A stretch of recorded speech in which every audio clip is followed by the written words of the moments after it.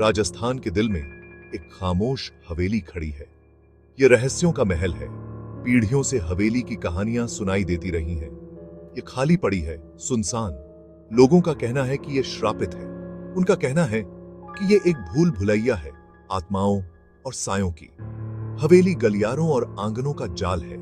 छिपे हुए कक्ष और भूले हुए कमरे भूली हुई भव्यता की कहानी सुनाते हैं, लेकिन खूबसूरती एक भयानक सच्चाई छुपाती है। हवेली का एक अंधेरा अतीत है, एक कहानी जो दुख और निराशा में लिखी गई है।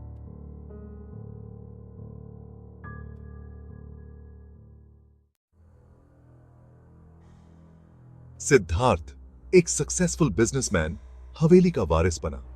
वो अमेरिका से अपनी वाइफ अवनी के साथ लौटा। अवनी, जो साइंस और लॉजिक में विश्वास रखती थी, ने कहानियों का मजाक उड़ाया। लेकिन हवेली के पास अपनी सच्चाई बताने का एक तरीका था। जैसे ही उन्होंने दहलीज पार की, हवा भारी हो गई। उन पर डर का साया मंडराने लगा। अजीब और गरीब घटनाएं होने लगीं। आधी रात में फुसफुसाहट, चीजें अपने आप हिलने लगीं। हवेली जाग चुकी थी। अवनी ने घटनाओं को समझने की कोशिश की, लेकिन डर का असर सबसे लॉजिकल दिमाग पर भी होता है। एक रात उसने उसे देखा, एक सफेद साया जो परछाइयों से गुजर रहा था। साया भूतिया, अलौकिक था। उसका दुख दालानों में गूंज रहा था। अवनी का संदेह चूर चूर हो गया। उसने महसूस किया कि कहानियां सिर्फ कहानियां नहीं थीं, हवेली भूतिया थीं। वो साया मंजुलिका का था, एक दरबारी नर्तकी जो सदियों पहले हवेली में रहती थी।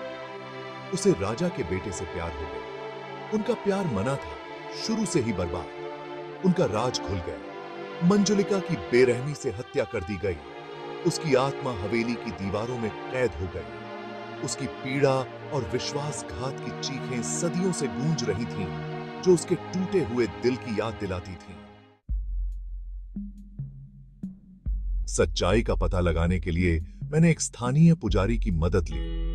पुजारी ने मंजुलिका और उसके निषिद्ध प्रेम की दुखद कहानी बताई। उसने बताया कि उसकी आत्मा मुक्ति चाहती थी, शांति पाने का रास्ता। मुझे उस दुखद कहानी से एक अजीब सा रिश्ता महसूस हुआ। मैंने मंजुलिका को शांति पाने में मदद करने की कसम खाई, उसे उसकी आध्यात्मिक जेल से मुक्त करने की। मुझे पता था कि मुझे रहस्य को सुलझाना होगा और अतीत की गलतियों को सुधारना होगा। इस यात्रा ने मुझे एक छिपे हुए कक्ष तक पहुंचाया। अंदर मुझे मंजुलिका की डायरी मिली। उसके शब्दों को पढ़कर मैंने उसके प्यार की गहराई और उसके विश्वासघात की पीड़ा को महसूस किया। मुझे एहसास हुआ कि मुझे उसे शांति पाने में मदद करनी है। पुजारी के निर्देशन में एक अनुष्ठान के माध्यम से मैंने मंजुलिका की आत्मा को मुक्ति दिलाई। हवेली शांत हो गई। साए पीछे हट गए।